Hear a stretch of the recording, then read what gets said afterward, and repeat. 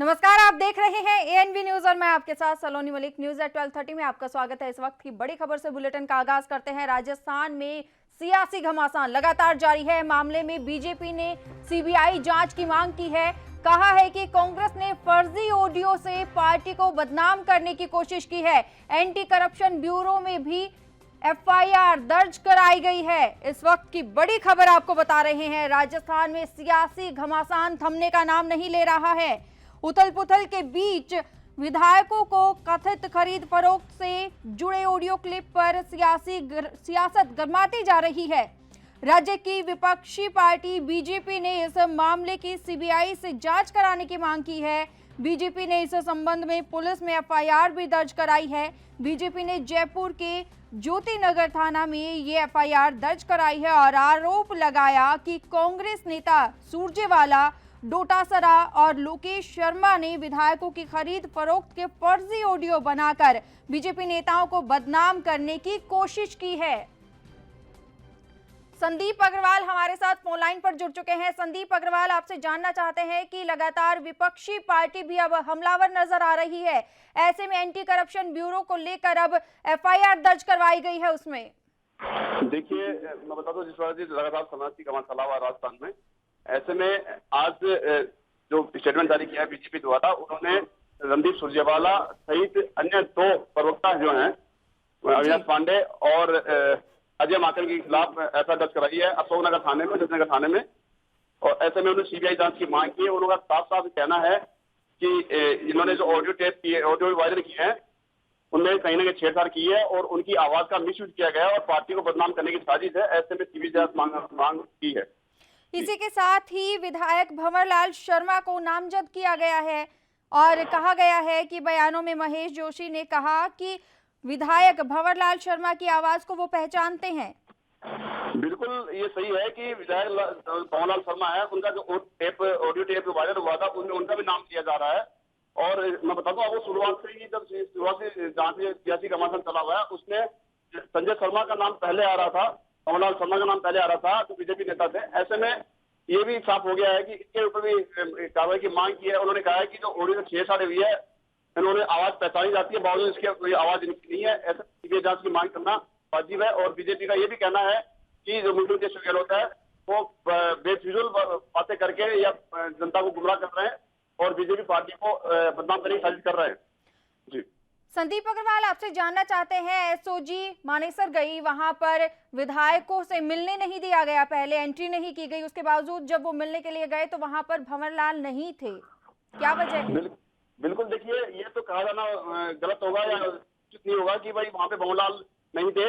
लेकिन ये सामने जो एसओजी तो कल मानेसर रवाना हुई थी जयपुर से, मानेसर में भंवरलाल शर्मा को गिरफ्तार करने या अपने बयान लेने के लिए, वहां पर उनको पार्टी के खेमे के बंदों ने या बाशिंदों ने या विधायकों ने अंदर नहीं आने दिया। और वहीं पे जो 400 सुरक्षा थी, उसके अंदर भी एसओजी नहीं जा पाई। ये बहुत चिंता का विषय है। वहां पे ये भी कहा गया कि भंवरलाल शर्मा वहां पे मौजूद नहीं है। अब बात देखने वाली ये होगी कि कहाँ तक एसओजी अभी जांच कर पाती है, क्या भंवरलाल वाकई में वहां पे थे कि नहीं थे, ये बात देखने वाली बात होगी। लेकिन ये जरूर है कि एसओजी ब्लैक होती है, जो कि एक बहुत बड़ा चिंता का विषय है कि एसओजी स्पेशल ऑपरेशन ग्रुप बहुत बड़ा एक जांच का ग्रुप होता है राजस्थान में। और मैं बता दूं कि एसओजी द्वारा जो जांच की जा रही है वो निश्चित पड़ जाती है आमजन में या कानून के तहत, लेकिन एसओजी को अंदर नहीं दिया जाना एक बहुत बड़ी बात है। वहीं अगर दूसरी और बात की जाए आईटी की, तो आईटी की छापेमारी में 2 दिन की बात की जाए, पहले के 2 दिन, उसमें छापेमारी में 1,07,00,000 के करीब के रुपए बरामद किए गए हैं। वहीं उसके अलावा आभूषण भी बरामद किए गए हैं। अगर उसके अलावा भी बात की जाए तो जिस तरीके से हाईकोर्ट तक ये मामला पहुंच गया है, और ऐसे में एक तरफ जहां दोनों गुट आमने सामने हैं और बीजेपी भी लगातार पलटवार कर रही है, तो किस तरीके से देखी जा सकता है इसको? देखिए, होटल आईटीसी बात में जो टीम ने छानबीन करने गई थी एसओजी, उसके बाद में आईटी सेल विभाग जो था उसने छापेमारी की। 1 करोड़ कुछ लाख रुपए की बात सामने आई है, जेवरात भी मिले हैं, नकदी भी मिली है। ऐसे में ये कहा जाना कतई गलत होगा कि जब सरकार पार्टी द्वारा उनको जो टेप सामने आया 30-25 रुपए देने की बात की है या फिर रुपए देकर की बात की है, वो भी सामने साफ हो चुकी है। आई जो छापेमारी की है उसमें जो नकदी बरामद की है, उसमें ये भी साफ हो चुका है कि कहीं ना कहीं जो विपक्ष पार्टियां हैं वो लगातार गिराने में प्रयास करी। और उनके खिलाफ जो उनके नोटिस दिए गए हैं उनके खिलाफ जो याचिका दर्ज की है हाईकोर्ट में, तो मुख्यमंत्री शिवराज स्टेटमेंट जारी किया है।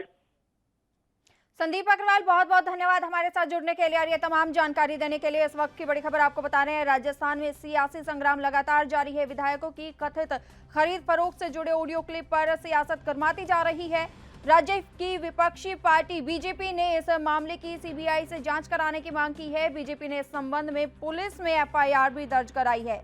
बीजेपी ने जयपुर के ज्योति नगर थाना क्षेत्र में एफआईआर दर्ज कराई है और साथ में आरोप लगाया है कि कांग्रेस नेता सुरजेवाला, डोटासरा और लोकेश शर्मा ने विधायकों की खरीद फरोख्त में की फर्जी ऑडियो बनाकर बीजेपी नेताओं को बदनाम करने की कोशिश की है। बीजेपी ने इस संबंध में मानहानि का केस दर्ज कराया है और पुलिस से इन नेताओं को गिरफ्तार करने की भी मांग की गई है।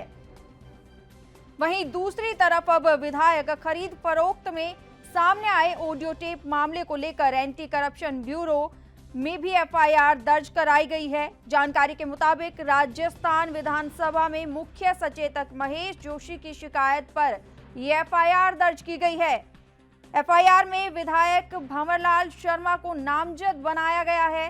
दरअसल बयानों में महेश जोशी ने कहा है कि विधायक भंवरलाल शर्मा की आवाज को वो पहचानते हैं। एसीबी मुख्यालय में पीसी एक्ट के तहत ये मामला दर्ज किया गया है। वहीं राजस्थान मामले पर बीएसपी प्रमुख मायावती का बयान सामने आया है। राजस्थान में लगातार राजनीति गरमाती जा रही है। राज्य में राष्ट्रपति शासन लगाने की मांग की गई है। आपको बता दें कि राज्य में लोकतंत्र की ओर ज्यादा दुर्दशा ना हो, बीएसपी सुप्रीमो की ओर से कहा गया है। इस वक्त की बड़ी खबर आपको बता रहे हैं, लगातार कई दिनों से राजस्थान में जो सियासत गरमाई हुई है, अलग अलग पार्टी के नेताओं के अब बयान सामने आ रहे हैं। ऐसे में अब बीएसपी सुप्रीमो ने भी अपना बयान दिया है।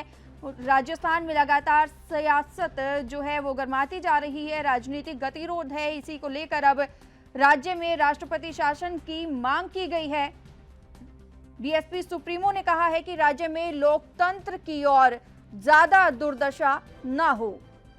राजीव तिवारी हमारे साथ फोन लाइन पर जुड़ चुके हैं। राजीव तिवारी, आपसे जानना चाहते हैं कि बीएसपी सुप्रीमो मायावती का बयान सामने आया है, राष्ट्रपति शासन की मांग की गई है। राजनीति कह सकते हैं, राजस्थान के अंदर जो राजनीति का पहलू है वो कहीं ना कहीं बहुत ज्यादा गर्माता चला जा रहा है, क्योंकि लगातार 4-5 दिन से यही देखने को मिल रहा है कि सचिन पायलट की जो कह सकते हैं कांग्रेस की तरफ से हटाए गए थे, तो कहीं ना कहीं दिक्कतें जरूर हुई हैं, मगर सचिन पायलट की जो कहीं ना कहीं राजनीति है वो उनके साथ जो उनके समर्थनकारी है वो कहीं ना कहीं अभी कह सकते हैं काफी हद तक गरमाई हुई है। कहीं ना कहीं ये दिक्कतें हैं कि भाई राजस्थान की जो दिक्कतें हैं वो कहीं ना कहीं बीजेपी के सामने भी है और कांग्रेस के सामने भी है, क्योंकि अगर कहीं ना कहीं सरकार गिरती है तो कहीं ना कहीं दिक्कतें आएंगी। पर उसी को लेकर कह सकते हैं बीएसपी की तरफ से ये कह सकते हैं कि मायावती जो है, मायावती ने भी स्पष्ट किया कि राष्ट्रपति शासन लागू करना चाहिए, मगर कहीं ना कहीं हर पहलू से राजनीति की जा रही है, ना कि जनता को देखने की कोशिश की जा रही है। क्योंकि एक तरफ कोरोना जैसी महामारी चल रही है, मगर दूसरी तरफ इस तरीके की जो राजनीति की जा रही है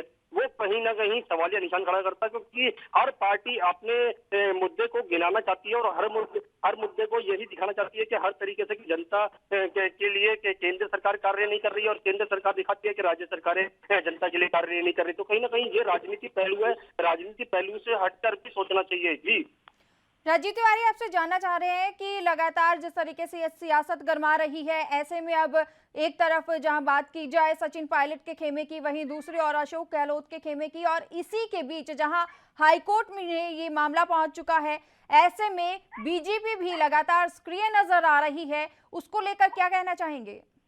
देखिए, बिल्कुल बता दें, जिस तरीके से अशोक गहलोत और सचिन पायलट के जो बीच में जो दरार पड़ी है वो कहीं ना कहीं अब कोर्ट तक जा चुकी है और उसी को लेकर भी कह सकते हैं कि कोर्ट ने मंडे तक के लिए टाइम दिया था। तो कहीं ना कहीं ये जरूर है कि मंडे को देखना होगा किस तरीके से जो कोर्ट की जो कार्रवाई होगी वो किस तरीके से होगी, मगर कहीं ना कहीं जो कार्रवाई टली है सिर्फ उस पर कह सकते हैं टली है, ना कि आगे के लिए पोस्टपोन की गई है। मगर हाँ, मंडे को आप देखना होगा किस तरीके से क्या बीजेपी उलझाने की कोशिश कर रही है यहाँ पर?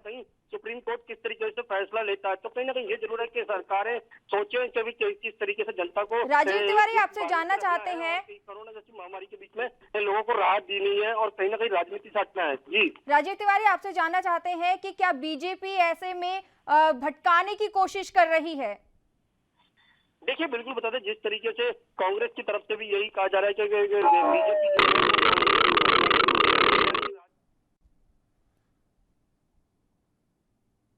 राजीव तिवारी, क्या आप हमारी आवाज सुन पा रहे हैं? बहुत बहुत धन्यवाद हमारे साथ जुड़ने के लिए और ये तमाम जानकारी देने के लिए। इस वक्त की बड़ी खबर आपको बता रहे हैं, बीएसपी सुप्रीमो मायावती का बयान सामने आया है। राजस्थान में लगातार सियासत जो गरमाती जा रही है, उसको लेकर ये मामला अब हाईकोर्ट तक पहुंच गया है। ऐसे में आपको बता दें कि कई नेताओं के ऊपर एफआईआर भी दर्ज की गई है और इसी को लेकर अब बीएसपी सुप्रीमो ने मांग की है कि राज्य में राष्ट्रपति शासन लागू किया जाए और इसी के साथ ही उन्होंने कहा है कि राज्य में लोकतंत्र की और ज्यादा दुर्दशा ना हो। जिस तरीके से उठापटक राजस्थान में जारी है, उसी को लेकर ही तमाम नेताओं के बयान सामने आ रहे हैं। ऐसे में बीजेपी की बात की जाए तो बीजेपी की ओर से कांग्रेस के नेताओं पर आरोप लगाया गया है और ये कहा गया है कि बीजेपी की छवि खराब करने के लिए ये ऑडियो टेप जो जारी किया गया है वो फर्जी है। ऐसे में मानहानि का जो केस है वो भी बीजेपी की ओर से दर्ज किया गया है। आपको बता दें कि रणदीप सुरजेवाला समेत कई अन्य नेताओं हैं जिनके ऊपर एफआईआर दर्ज की गई है। डोटासरा और लोकेश शर्मा ने विधायकों की खरीद फरोख्त के फर्जी ऑडियो बनाकर बीजेपी नेताओं को बदनाम करने की कोशिश की गई है। आपको बता दें कि बीजेपी ने इस संबंध में मानहानि का केस दर्ज किया है।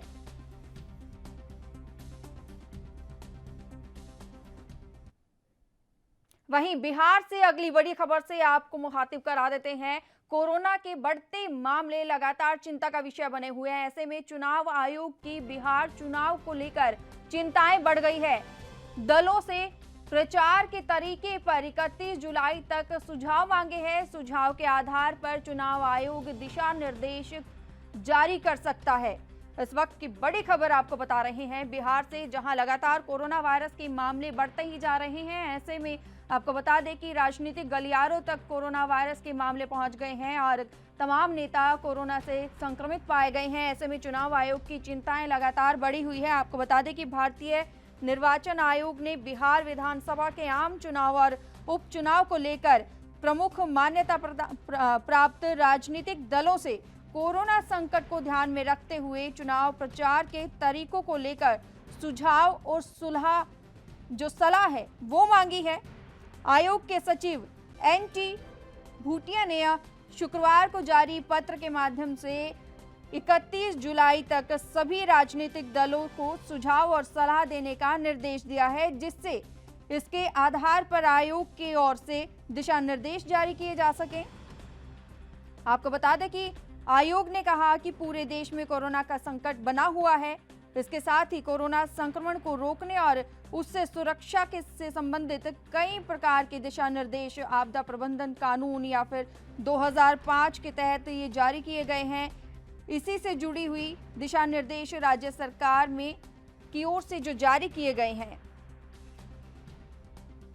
अखिलेश झा हमारे साथ फोन लाइन पर जुड़ चुके हैं। अखिलेश झा, आपसे जानना चाहते हैं कि कोरोना वायरस के मामले बढ़े हुए हैं, ऐसे में लगातार प्रशासन की और सरकार की, राज्य सरकार जो है उनकी चिंताएं बढ़ी हुई है, लेकिन इसी बीच इलेक्शंस का आना। जी ऐसा है, पिछले एक सप्ताह में बिहार में 30% संक्रमित मरीजों की संख्या बढ़ गई है, तो बहुत ही चिंता का विषय है। अभी लगभग 24,000 कोरोना संक्रमित मरीज बिहार में हैं और ये जो रेट है ये बहुत आश्चर्यजनक है। और ऐसे में बिहार सरकार की जो कोरोना से लड़ने की व्यवस्था है वो पहले से ही लचर दिख रही है। सरकार चुनाव कराना चाहती है, एनडीए के लोग चुनाव कराना चाहते हैं, विपक्ष के लोग इसका विरोध कर रहे हैं। विपक्ष का मानना है कि चुनाव अभी लाशों की ढेर पर चुनाव होना ठीक नहीं है, इसके लिए हाईकोर्ट में और सुप्रीम कोर्ट में याचिकाएं भी डाली गई हैं। बहरहाल स्थिति कुछ ऐसी है कि चुनाव आयोग भी एक आधार चाहता है, इसलिए चुनाव आयोग ने कल की मीटिंग में सभी राजनीतिक दलों को एक पत्र जारी करते हुए बताया है कि अगर बिहार में ऐसी परिस्थिति में चुनाव हो तो प्रचार प्रसार के लिए किन तरीकों का इस्तेमाल किया जाए और आपके सुझाव क्या हैं?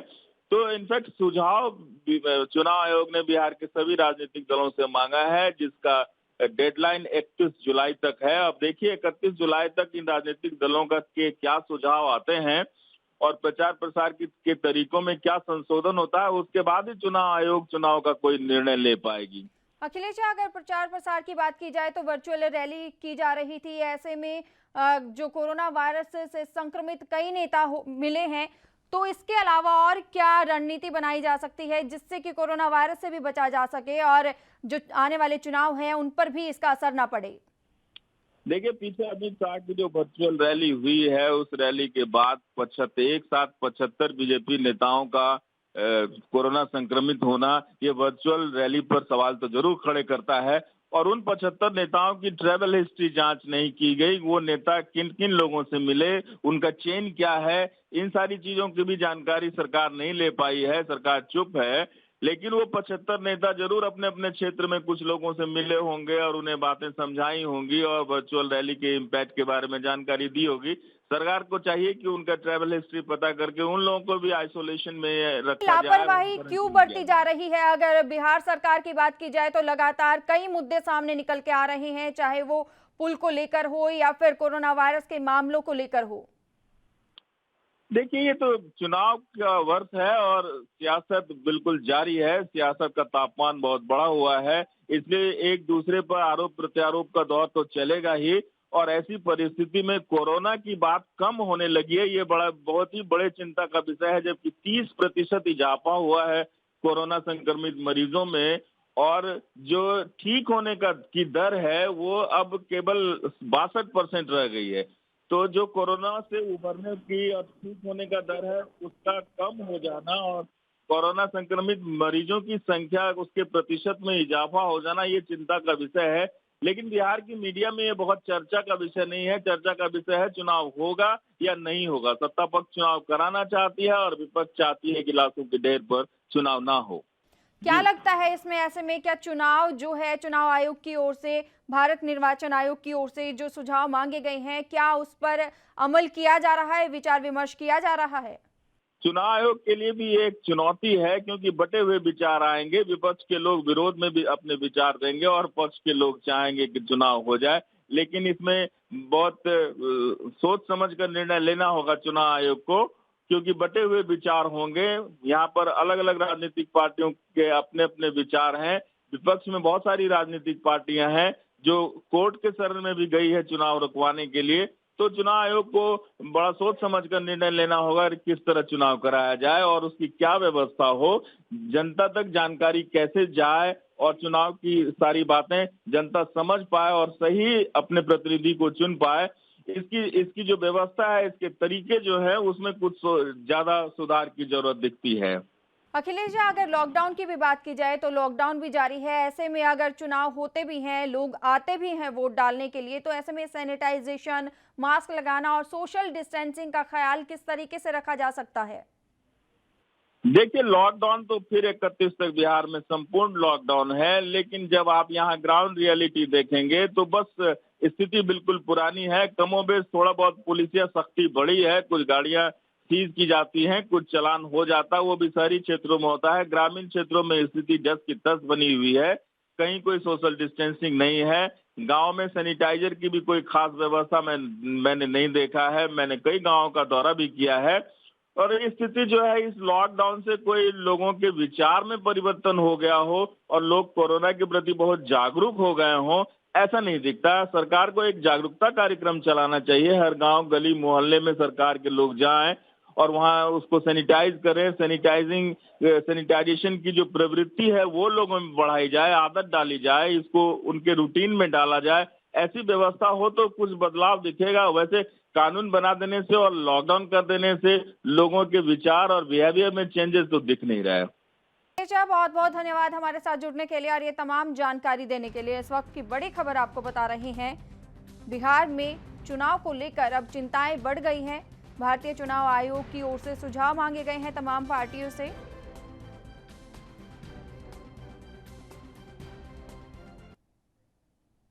वहीं यूपी से इस वक्त की बड़ी खबर आपको बता देते हैं। लखनऊ में सीएम आवास के पास आत्मदाह का जो मामला सामने आया था, मां बेटी ने आत्मदाह की जो कोशिश की, उसमें अमेठी में थाना इंचार्ज समेत 4 पुलिसकर्मियों को सस्पेंड किया गया है।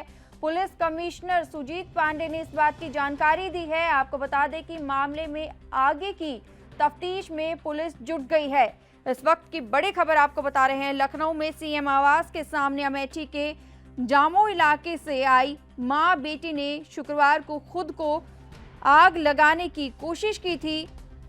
इस मामले में बीती रात जामो इलाके के पुलिस स्टेशन इंचार्ज को निलंबित कर दिया गया था। वहीं अब आपको बता दें कि पुलिस कमिश्नर ने जानकारी दी है कि 4 पुलिसकर्मियों को सस्पेंड किया गया है, जिसमें महिला पुलिसकर्मी भी शामिल हैं।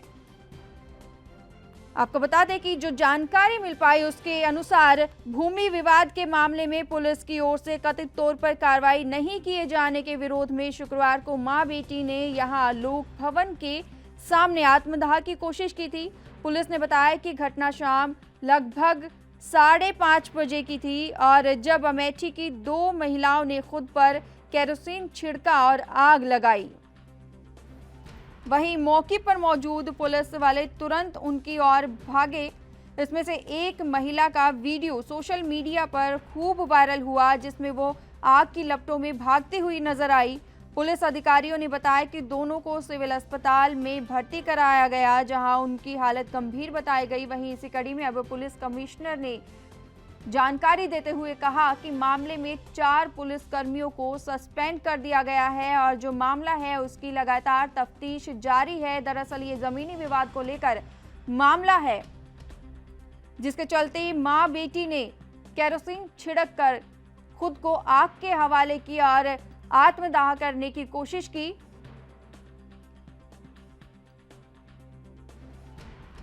वहीं आपको बता दें कि इस मामले में बीएसपी सुप्रीमो मायावती ने भी कहा कि जमीनी विवाद प्रकरण में अमेठी जिला प्रशासन से न्याय न मिलने पर मां बेटी को लखनऊ में सीएम कार्यालय के बाहर आत्मदाह करने को मजबूर होना पड़ा।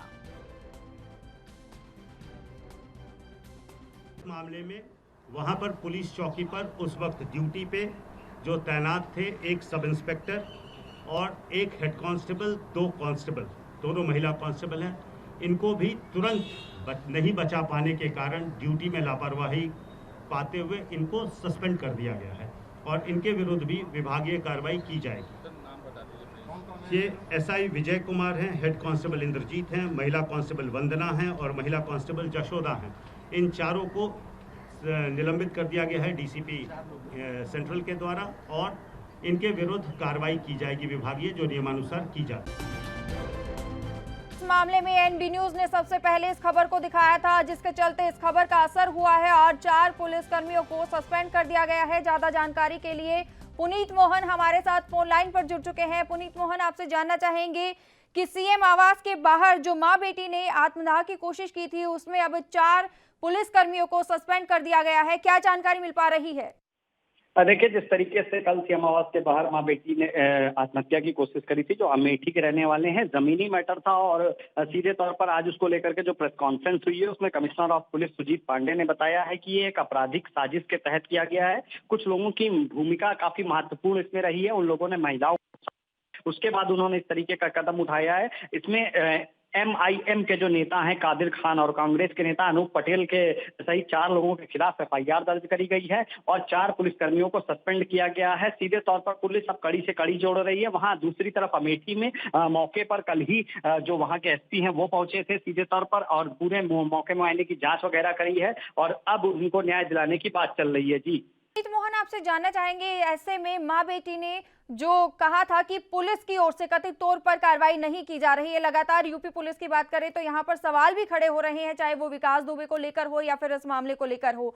लगातार सवालों के घेरे में यूपी पुलिस जो है घिरती जा रही है। क्या वजह थी कि अभी तक कोई कार्रवाई नहीं की गई थी? देखिए 9 मई 2020 को अमेठी में 2 एफआईआर लिखी गई थी। इसमें अमेठी में गुड़िया ने अर्जुन और अन्य 3 के खिलाफ एफआईआर लिखाई थी और सीधे तौर पर कहीं न कहीं इस मामले में कोई कार्रवाई नहीं हो रही थी और इसके बाद इन लोगों को मजबूरन ऐसा कदम उठाना पड़ा। हालांकि अगर हम इनकी हालत की बात करें तो चिंता से बाहर है हालत की बात। अब हालांकि काफी जल गए थे, इस वजह से ये लखनऊ के सिविल हॉस्पिटल में भर्ती है, लेकिन खतरे से बाहर है और इस मामले में 4 लोगों पर एफआईआर हुई है और सीधे तौर पर ये लोग लखनऊ आए। उसके बाद जो यहाँ के अन्य पार्टियों के राजनेता थे, चाहे एमआईएम के हों या कांग्रेस के हों, ऐसा लखनऊ में के कमिश्नर ऑफ पुलिस का कहना है कि अमेठी में एमआईएम और कांग्रेस के नेताओं का नाम भी सामने आया है और वहां से पूरा प्लान करके इनको लखनऊ भेजा गया। उसके बाद इनको आत्मदाह के लिए प्रेरित किया गया, क्योंकि ये भी सबूत मिले हैं कि इससे पहले ये दोनों कांग्रेस कार्यालय भी गए थे, जहां अनूप पटेल से इनकी बातचीत कराई गई थी। गुड़िया की जो नंद है आसमा और अमेठी के एआईएमआईएम के जो जिला अध्यक्ष हैं कादिर खान को अरेस्ट किया गया है। सीधे तौर पर अमेठी और लखनऊ पुलिस की टीम बाकी लोगों को गिरफ्तार करने की कोशिश कर रही है।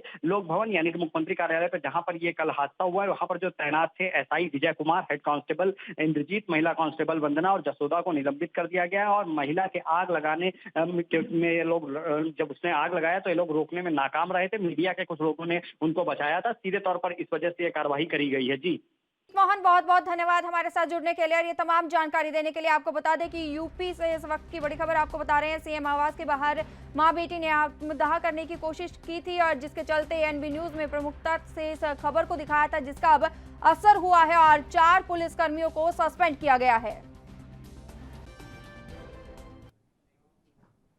न्यूज़ एट 12:30 में इतना ही। देश और दुनिया की तमाम खबरों के लिए बने रहिए एएनबी न्यूज के साथ। नमस्कार। देश दुनिया की खबरों के लिए एएनबी न्यूज को सब्सक्राइब करें और बेल आइकन दबाएं।